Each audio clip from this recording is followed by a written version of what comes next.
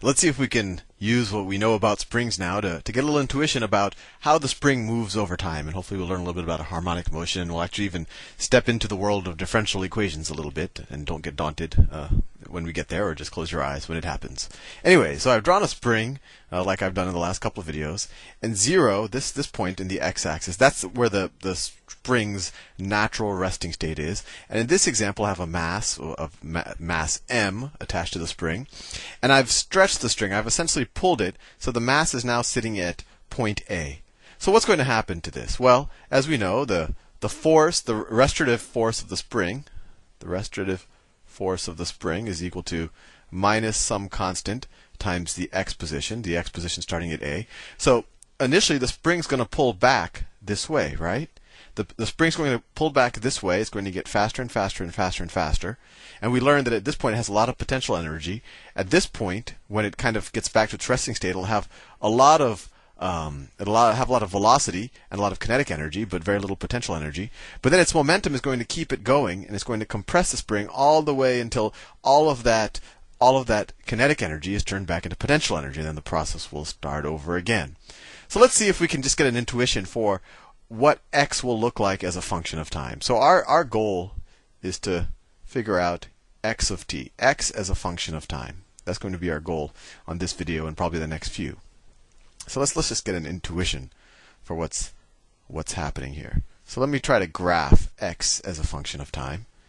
So time is the independent variable, and I'll start at time is equal to 0. So this is the time axis. And let me draw the x-axis. This might be a little unusual for me to draw the x-axis in the vertical, but that's because x is the dependent variable in this situation. So that's the x-axis, very unusually.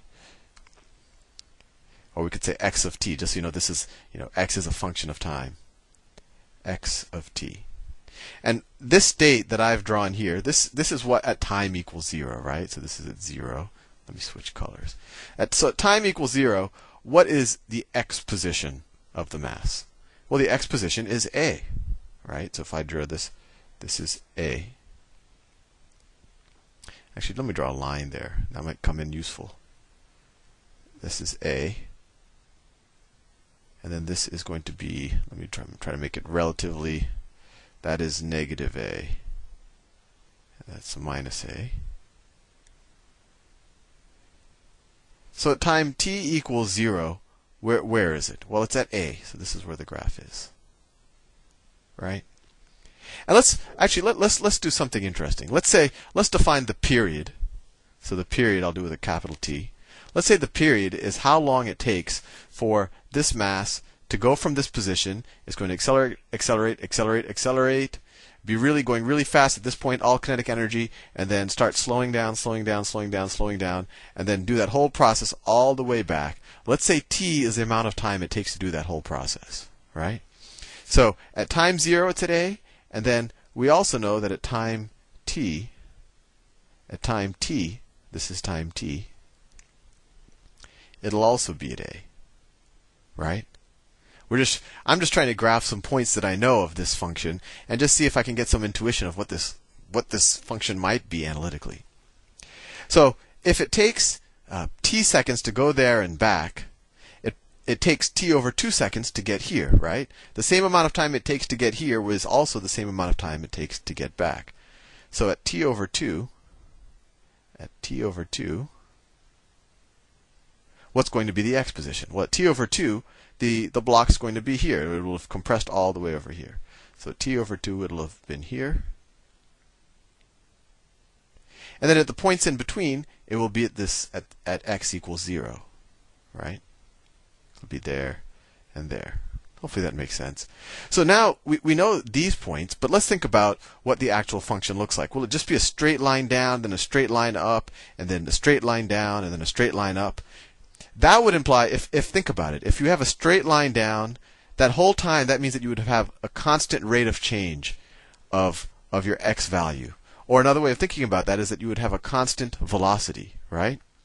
Well, do we have a constant velocity this entire time? Well, no. We know that at this point right here, you have a very high velocity, right? you have a very high velocity. We know at this point you have a very low velocity. So you're accelerating this entire time, and you actually, the more you think about it, you're actually accelerating. You're actually accelerating at a decreasing rate, but you're accelerating the entire time, and then you're accelerating, and then you're decelerating this entire time. So your actual rate of change of x is not constant, so you wouldn't have a zigzag pattern, right? And it'll keep going here, and then you'll have a point here. So what's happening?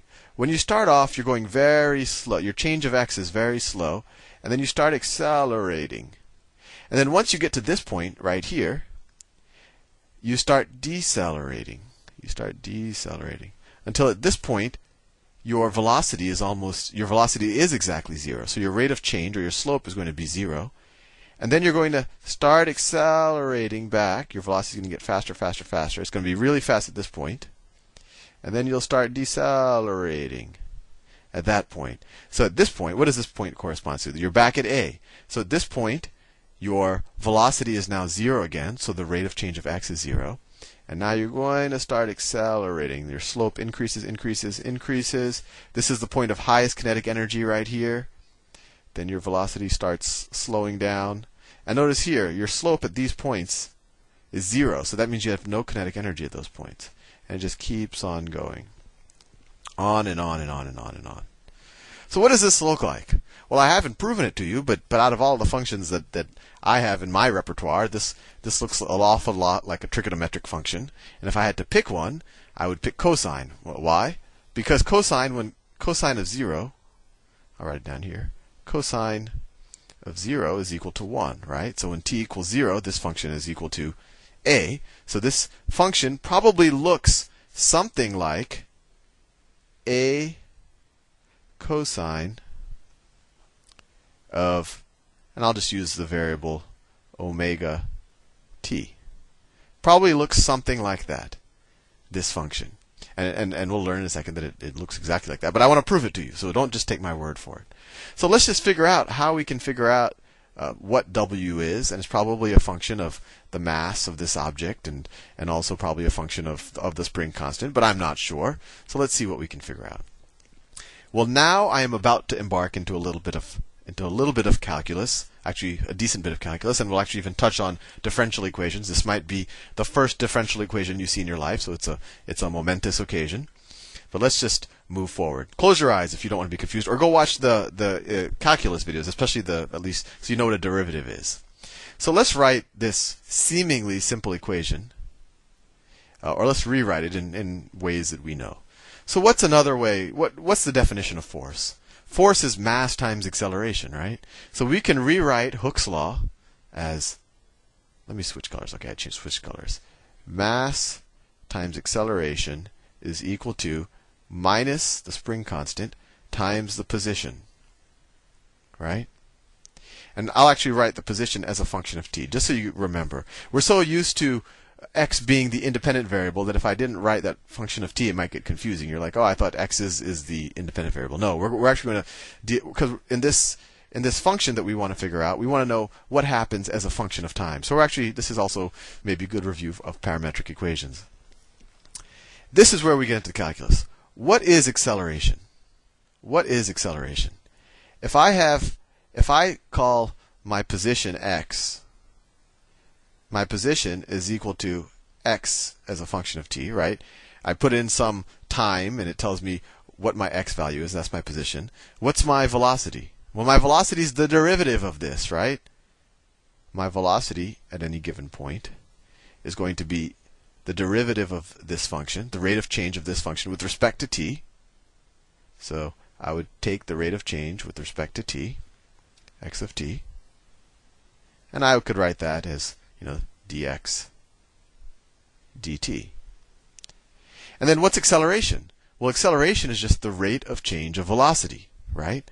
So it would be taking the derivative of this. Or another way of viewing it, it's like taking the second derivative of the position function, right? So in this situation, acceleration is equal to, we could write it as, I'm just showing you all the different notations, x prime prime of t, second derivative of t, of x with respect to t, or, these are just notational, d squared x over dt squared. So that's the second derivative. Oh, it looks like I'm running out of time. So I'll see you in the next video. Remember what I just wrote.